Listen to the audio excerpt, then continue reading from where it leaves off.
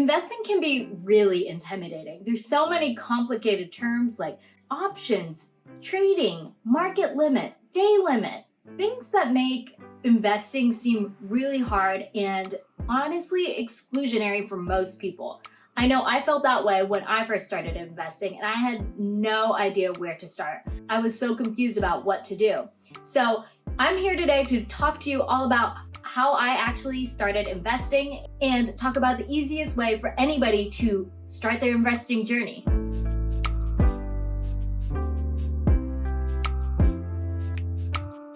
Welcome back to Millennial Money Honey, where we talk all things financial independence. I share my journey to retire early and give you all the money saving hacks.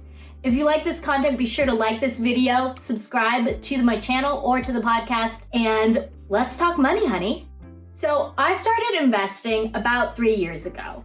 And prior to that, my dad had set up a custodial brokerage account when I was born. And when I gained access to it, his advice to me was just choose stocks that sound good and invest in companies you actually use. And for me, that was so ambiguous. Like, what if I chose the wrong company? I was too scared to actually pull the trigger and start investing because I didn't know what to do. So because of that, I basically did nothing for the first few years that I actually gained control of this custodial brokerage account. And I love my dad so much. I am so thankful that he even opened this custodial brokerage.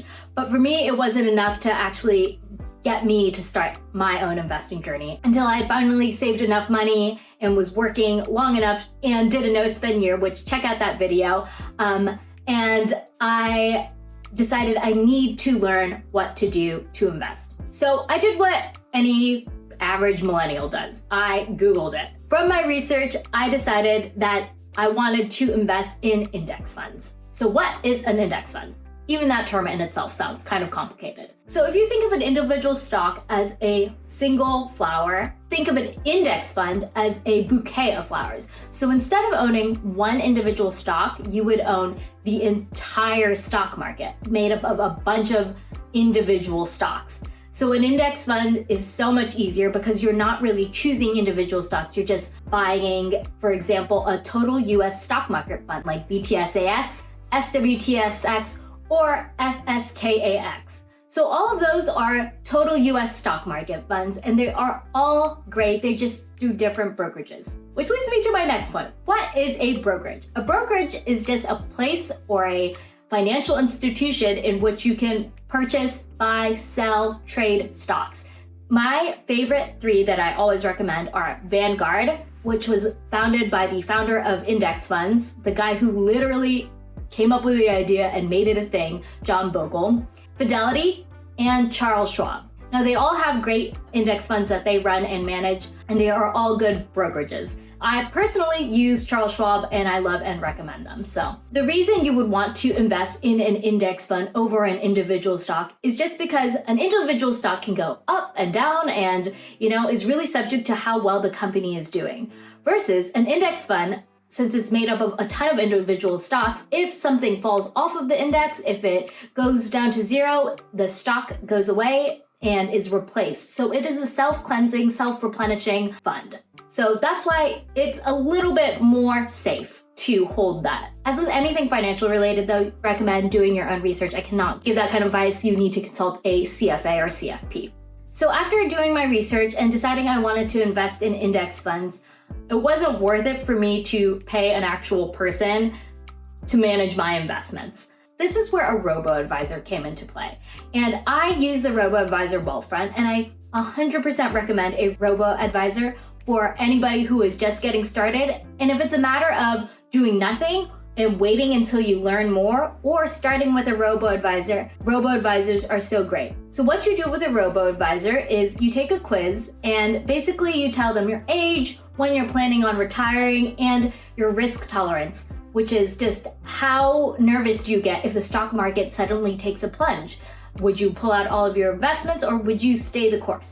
And a robo-advisor would advise you essentially based on that and buy the funds based on what you've told them. So it would be a mix of US stocks, international stocks, bonds, and a couple of other indexes. So all of your investments would be much more well balanced. And not only do they invest everything for you based on that, they rebalance if things get out of whack. If you have too much US stocks, they'll sell it and rebalance it and just keep a healthy portfolio. I love Wealthfront specifically because they have awesome financial planning features. You can input when and where you want to buy a house, how many kids you want, if you plan on paying for the college, if you plan on taking time off to travel, and if you want to retire early, you can tell them that too. And it'll tell you based on that information you give it, what you need to do to be saving for all of your financial goals. And I'll leave a link below in the show description or in the show notes if you're listening on the podcast to sign up for Wealthfront, and you will get $5,000 managed for free if you use my link. But I can't recommend them enough. For anybody who is too scared to start investing, Robo-advisors is how I got started. The next level up from Robo-advisors is target date funds. And target date funds are index funds, which also have a bunch of index funds inside of them, so stocks and bonds. And you pick an index fund based on the year you turn 65 generally. So for me, I am in the target date 2055 index funds, and it goes in increments of 5 usually. So pick the year closest to when you would turn that age. You can get a target date fund through any different brokerage.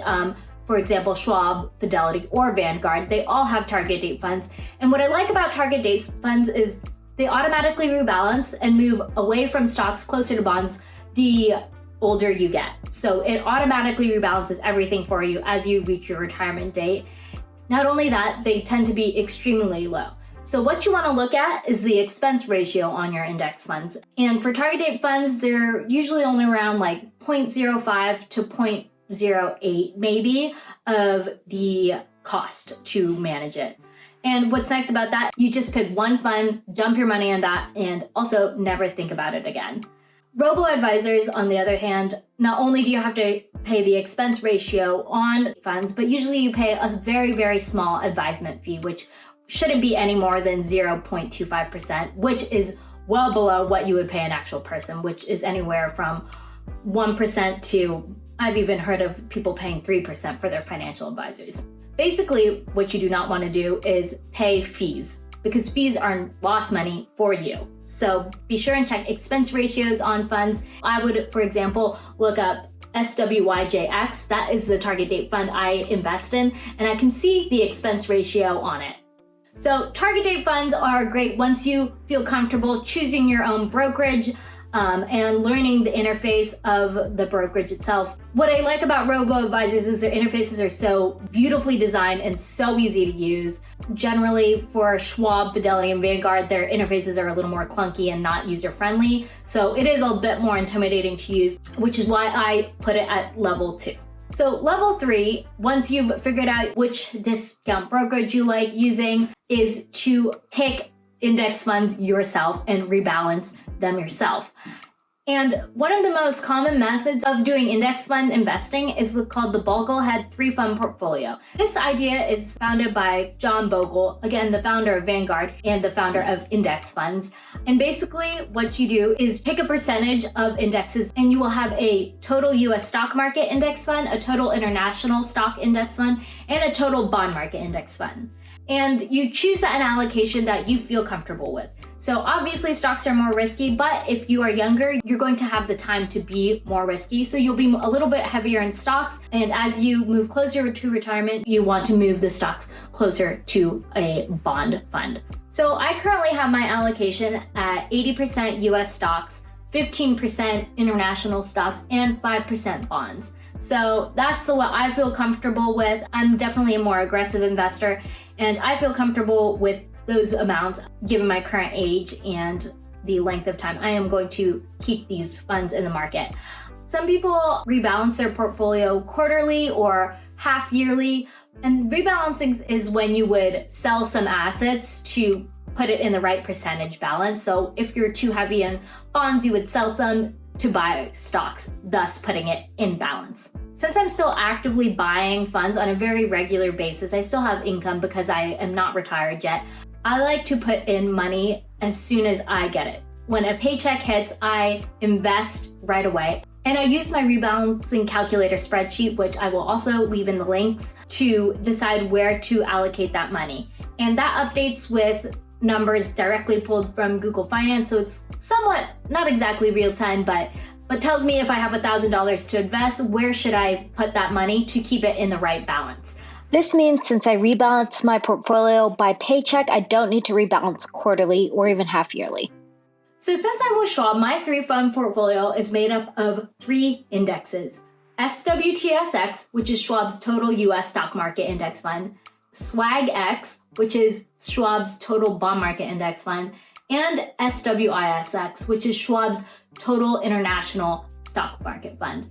So I started at level 1 with a Robo-advisor, progressed to a target date fund, and only as of last year, I am now DIY rebalancing my portfolio myself. And it took a couple of years to kind of level up to that place. And if you're scared to start, I highly recommend considering just going for it. You learn from your mistakes and you can always keep leveling up as you learn and grow. And it's the most important thing is time in the market.